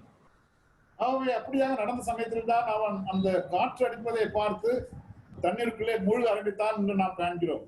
And when he was walking in the water, when wind blew, Peter got scared, and then he started sinking in the water. ஆண்டவர் மேலுள்ள பார்வை மாறி போனதனாலே அவன் விசுவாச குறைவினாலே அவன் தண்ணீருக்குள்ளே மூழ்க ஆரம்பித்தான். So at that time his sight towards God was distorted, and his faith was gone, and that is when he started sinking in the water.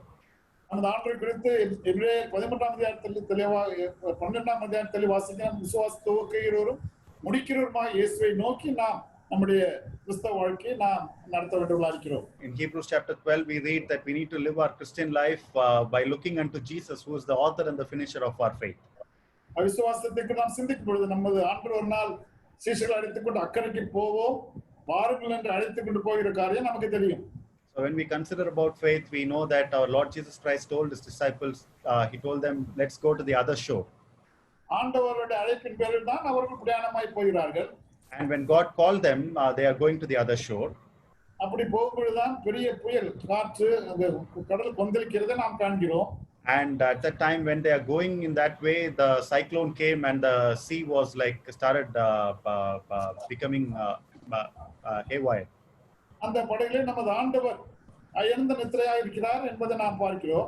At the time we read that our Lord Jesus Christ is in deep sleep in that boat. அந்த கடல் கொந்தளிப்போ அல்லது புயலோ அவரை எழுப்பவில்லை. அவர் எவ்வளவு அமைதியாக அயர்ந்த நித்திரையாக இருந்தார் என்று நாம் காண்கிறோம். At that time the cyclone was really hectic and the waves were tremendous. At that time also our Lord Jesus Christ is in a deep sleep. ஆனால் சீஷர்களோ நமது ஆண்டவர் எவ்வளவு நிம்மதியாக இருக்கிறார், அவரை பார்த்து அவர்கள் அந்த புயலுக்கு பயப்படாமல் இருக்க வேண்டியதாக இருந்தது. So when Lord Jesus Christ was taking rest, the disciples were trying to not fear that cyclone.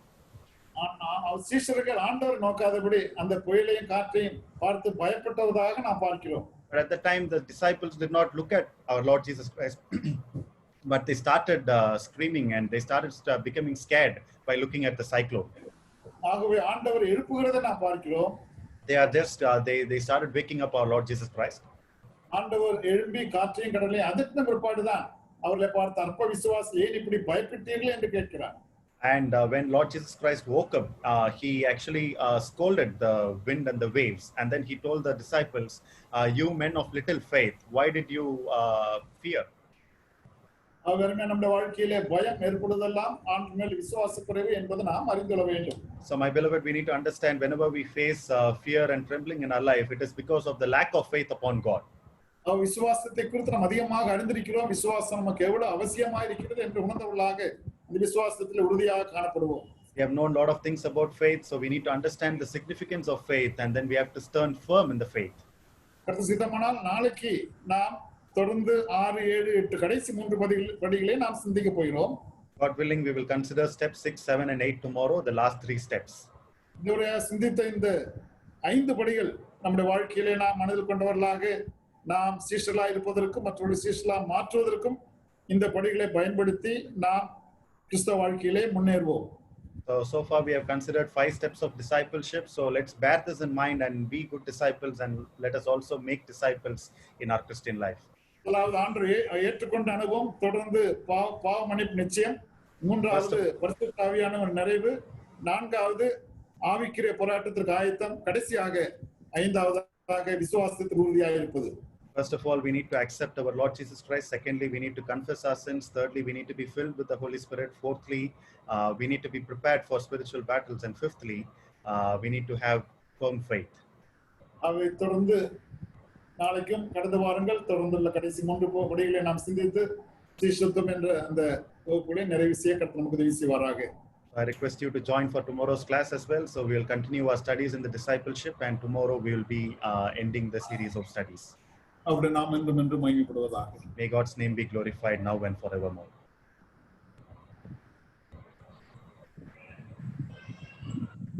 Praise be to God.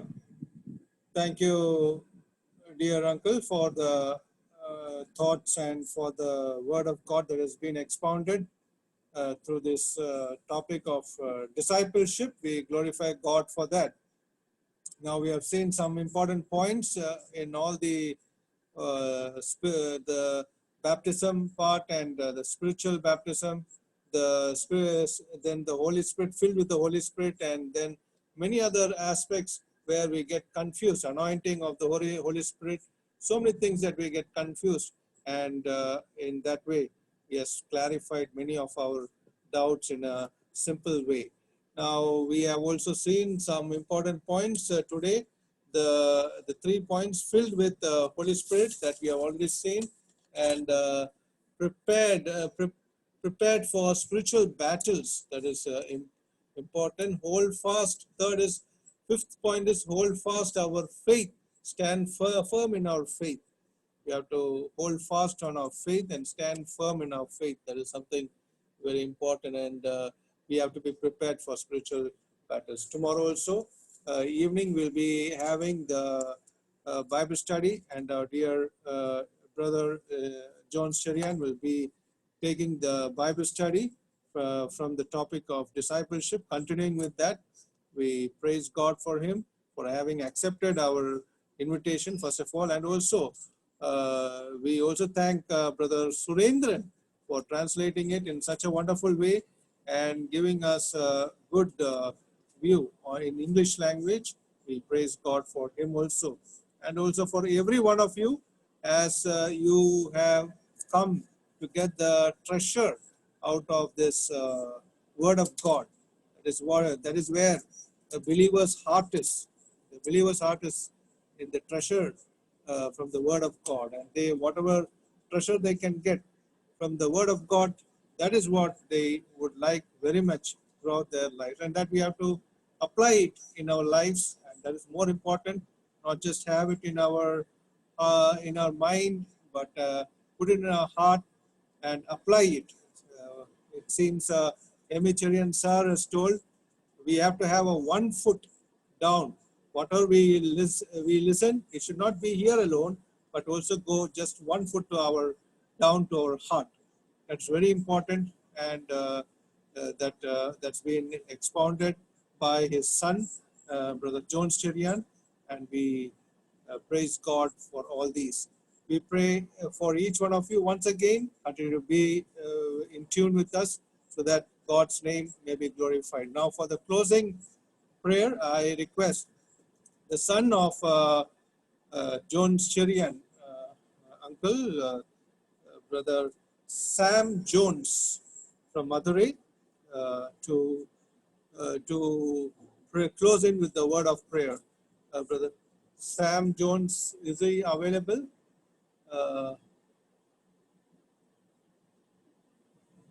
No, he is not available. So I request Brother Manohar from Kovilpatti. Brother Manohar from Kovilpatti, Thuthukudi district, to close in. He is the elder of that assembly, to close in with the prayer. கேக்குதா brother? கேக்குதுங்க. கேக்குதா? கேக்குதுங்க. ஜெபிக்கலாம். கிருபையுள்ள ஆண்டவரே, இந்த வேலைக்கு நன்றி செலுத்துகிறோம். அருமையான நேரத்துக்காக உண்மை சோத்தரிக்கிறோம், நன்றி செலுத்துகிறோம். வேத வசனத்தை ஆராய்ந்து நாங்கள் படிப்பது, கற்றுக்கொள்வது ஆண்டவரே எங்களுடைய ஆவிக்குரிய வாழ்க்கைக்கு எவ்வளவு பிரயோஜனமா இருக்கிறது என்பதை மீண்டுமாக ஒரு முறை இந்த நாளில் கூட எங்களுக்கு ஞாபகப்படுத்தி கொடுத்து உண்மை சோத்தரிக்கிறோம். செய்து கொடுத்ததான உங்களுடைய தாசனுக்காக நாங்கள் நன்றி செலுத்துகிறோம். ஜோன் சரியன் அவர்களுக்காக நாங்கள் நன்றி செலுத்துகிறோம். ஆண்டவரே, ஒரு சீசத்துவத்தின் குறித்து ஆண்டவரே நாங்கள் அந்த ஸ்டெப் பை ஸ்டெப்பாக நாங்கள் அறிந்து கொள்ளும்படியான ஒரு ஸ்டடியை எங்களுக்கு கொண்டு வந்ததுக்காக நாங்கள் நன்றி செலுத்துகிறோம். ஆண்டவரே, உமக்கு நாங்கள் சீசர் ஆகுவதும் ஆண்டவரே அநேகரை சீசர் ஆக்குவதும் ஆண்டவரே நீர் எங்களுக்கு கொடுத்திருக்கும்படியான ஒரு கட்டளையா இருக்கிறது. எங்களுடைய வாழ்க்கையில நாங்கள் கீழ்ப்படுதலை ஆண்டவரே நாங்கள் அறிந்து கொள்ளவும், ஆண்டவரே எங்களுடைய வாழ்க்கையில் இருக்கும்படியான பாவமான காரியங்கள் எல்லாவற்றையும் அப்புறப்படுத்தி ஆவியினுடைய நிறைவுக்குள்ளாக எங்களுடைய வாழ்க்கையை வரத்தக்கதான நிலைமையிலும் கூட வேதவசனம் சொல்கிற நிலைமையில எங்களுடைய ஆவிக்குரிய வாழ்க்கை கட்டப்படத்தக்கதான கிருபையை நீர் அருள வேண்டுமாய் கூட நாங்கள் ஜெபிக்கிறோம். அப்படிப்பட்ட நிலைமையில ஒரு விசுவாசிக்கு நீர் கொடுத்திருக்கிறேன். ஒருவேளை அப்படிப்பட்ட நிலைமையில வராதிருப்பார்கள் என்று சொன்னால் இந்த செய்தியின் மூலமாக தாங்களை ஒப்புக் கொடுத்து அந்த பாவத்திலிருந்து விடுதலையாகி ஆண்டவரை பரிசுத்த ஆவியினுடைய நிறைவுக்குள்ளாக அவர் வரும்படியான கிருபையை நீ தாரும். தொடர்ந்து நாங்கள் சிந்திக்கும் போது கூட ஒரு ஆவிக்குரிய மனுஷனுக்கு இருக்கும்படியான போராட்டங்களை நாங்கள் பார்த்தோம். ஆண்டவரே, இந்த எங்களுடைய சுயமான அந்த சரீரத்தினுடைய காரியங்கள், ஆண்டவரே பிசாசு, ஆண்டவரே இந்த உலகம், ஆண்டவரை பல நிலைமையில எங்களுடைய ஆவிக்குரிய வாழ்க்கையில எங்களுக்கு போராட்டம் உண்டு. அதிலிருந்தும் நாங்கள் வெற்றி கொள்ள முடியாத காரியங்கள் ஆண்டவரே சொல்லப்பட்டதுக்காக நாங்கள் நன்றி செலுத்துகிறோம். எங்களுடைய ஆவிக்குரிய வாழ்க்கையில இது ஒரு படி மேலாக போகத்தக்கதான கிருபையை நீர் அருள வேண்டுமாய் கூட நாங்கள் ஜெபிக்கிறோம். உங்களுடைய சத்தியம் கேட்ட யாவரையும் நீர் ஆசீர்வதிப்பீராக. ஆண்டவரே, நீர் பெரிய காரியங்களை செய்கிறவர். அப்படியாக ஆண்டவரே இந்த கூட்டங்களை ஒழுங்கு செய்கிற ஆண்டவரே தேவ ஊழியர் சந்தோஷ் ஜான்சன் அவர்களுக்காக கூட நாங்கள் ஜெபிக்கிறோம். மொழிபெயர்த்து கொடுத்ததான எங்களுடைய சகோதரர் சுரேந்தர் அவர்களுக்காக நாங்கள் நன்றி செலுத்துகிறோம். இப்படியாக கூட்டங்கள் ஒழுங்கு செய்யப்படும் போது இதில் வாஞ்சியாய் வந்த யாவரையும் ஆசீர்வதியும். இதன் மூலமாக ஆவிக்குரிய வாழ்க்கையில நாங்கள் முன்னேறி போகவும், உண்மை அறியாதவர்கள் உண்மை அறிந்து கொள்ளவும், சீசனாகவும், கர்த்தருடைய வருகைக்கு நாங்கள் ஆயத்தப்பட்டு நீர் சீக்கிரமாய் வரப்போகிறேன், அதற்கு நாங்கள் ஆயத்தம் உள்ளவர்களாய் உணர்வு உள்ளவராய் இருந்து உண்மை துதிக்க உதவி செய்கிறாங்க. கடும் துதி மகிமையெல்லாம் உண்மைக்கே செலுத்துகிறோம். இயேசு கிறிஸ்து நாமத்தில் நன்றியோடு கூட ஜெபிக்கிறோம் எங்கள் ஜீவனுள்ள நல்ல பிதாவே, ஆமீன். Thank you, brother, for the prayer. May God bless you. And we thank each one of you for joining in. May God be with all of you for his glory till we meet tomorrow evening, God willing. And we thank Brother John Steria and Uncle for having expounded from the Word of God, and also Brother Surendran for translating it from Tamil to English. May God be with each one of us till we meet, God willing, tomorrow evening. God bless.